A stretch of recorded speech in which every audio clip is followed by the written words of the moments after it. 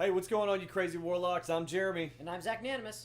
and today I kind of wanted to do a little video about maybe 5 things to consider about Halo Wars 2 before you actually commit to buying it. Now, let's go ahead and start with number 1. So, the way that you generate troops in this game compared to or the original Halo Wars is a lot different. No longer can you spawn the Warthog vehicle from the main base. Okay, you actually have to get your technology up in order to create the garage, which then you can spawn Warthogs from. So any of those old tactics where you used to just spawn as many Warthogs as you possibly could, get them over to enemy objectives, that's kind of out the window now. This is with any base? Yes. So it's not just the first time you get your tech up. Every time you need to get your tech up to create a Warthog? Every single time. That's now, dumb. On the other side of the scale, you can develop Marines from the main base without having to use your barracks. Your barracks is more for specialized troops, like the Hellbringers or your flamethrower guys. And now you have the new class of snipers as well. In the old days when you used to be able to create Spartans from your barracks, that is no longer an option. You have to invest into the armory, which, I'm sorry, if you're... so I'm using Sergeant Forge right now. So Sergeant Forge's hero unit right there is going to be his Warthog. If you're playing with Captain Cutter, then it would be a Spartan. Okay, so number 2, currency systems in the game. There is no longer just supply now. There are 3 different forms of currency. You have your supply.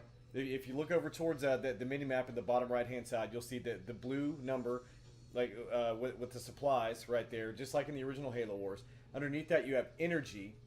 And then in the top right-hand corner of that mini-map, you'll see a star with the number 2. Now, that's actually a leader's point. So you can bring up the leader's wheel, and you can buy powers with that. See, I want to buy the rolling economy. I can buy it with 1 point. Buy this one. And I just so happen to have earned another one just now. So we can get the scatter bomb. And now that you purchased the power, in order to use that power, you have to have another leader's point. Okay? So anytime you want to use something like that, you automatically have to have 2 at a minimum.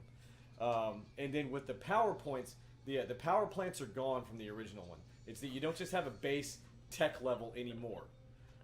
So yeah, it's just like if you convert that to the logic of like actual warfare, which you're giving your commanders gold stars for being such great leaders.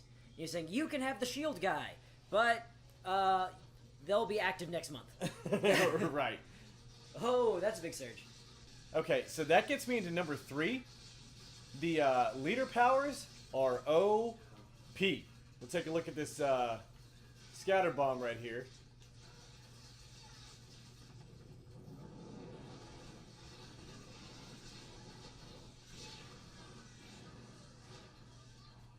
And as you can see, I basically decimated everything on the screen at one time. There is another leader's power right here. Well, this one was Sergeant Forge. It's a Grizzly Battalion, but if you've been playing the beta or anything like that, and you're used to playing with Captain Cutter, you get the close air support, which brings in 3 Pelicans, which will just decimate everything within a circle like that. So get ready to, anytime you see some of those powers, like kind of just getting away. In the original Halo Wars, if you had built your forces, in a complementary way to your tactics, you could survive those leader powers. Now it's not the case. Like, you just have to go away now. That's your only option to survive. I guess that it creates a little bit of a rubber band, because so even if you're on the losing side, it's still possible to get leader powers or leader points. Yes. Okay, so that's probably like a balancing thing, where it's like these can really decimate somebody who's doing very, very well. So the game can be a little less one-sided. That's my theory. I don't have any practice in that. Right. But I know that it's right. Yeah. Number 4 is going to be changes to the skirmish matches, and this is where I really think that some of the best improvements have been made to the game, because skirmish was always my favorite mode, especially PvP. Now there are different types of skirmishes. This one is deathmatch right here, which I'm playing against enemy AI. And then you have more of a horde mode where you just have to survive. wave after wave after wave of the enemy onslaught. And then the next one is going to be like a hold the checkpoint type of deal. I'm sure if you've ever played a multiplayer game before, you're familiar with that type of gameplay, even though I can't remember exactly what it's called off the top of my head. Beat 'em up elevator level. Yeah, now it looks like my guys ain't a doing so good right here. I have completely abandoned this post, and my turrets are just not cutting it. So, yeah, all you guys, y'all need to come on back. So, oh, Lord. So did Skirmish really change much? We went through all of them, but like, since Skirmish was always your favorite, is it still good in this one? It's still good, and I think it's gonna be my preferred, method for a playthrough with the game. Is gonna be very, very, PvP oriented. I got maybe 2 hours into the story campaign, and it's just kind of boring. And that brings me to number 5. Number 5, giving up. We're going to talk about Blitz mode for a minute.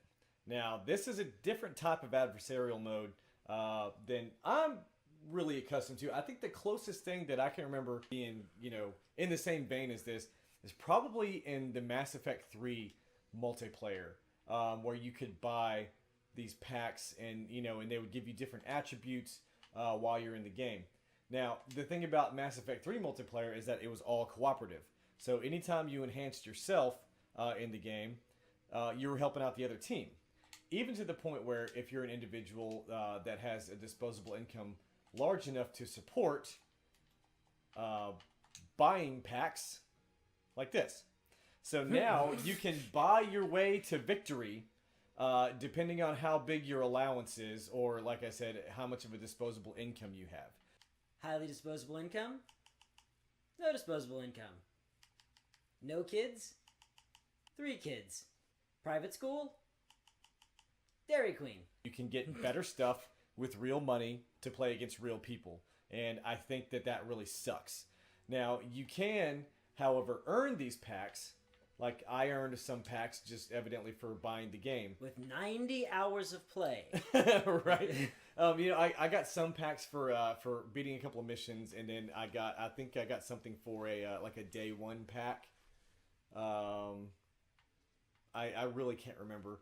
But anyway, so this is what, I guess this is what they're using to tempt you into microtransactions. And like I said, in a game like Mass Effect 3 multiplayer where everyone benefits, or everyone on the team benefits from you purchasing stuff like this, it's great if that's what you want to spend your money on. But I think that, people who don't want to spend, like you said, either 90 hours in game to unlock these things, or they don't have the type of money to buy the really cool packs, I think that playing adversarial Blitz mode is going to be very, very frustrating. And I don't know if I said this before, but I think that sucks. Yeah. Okay.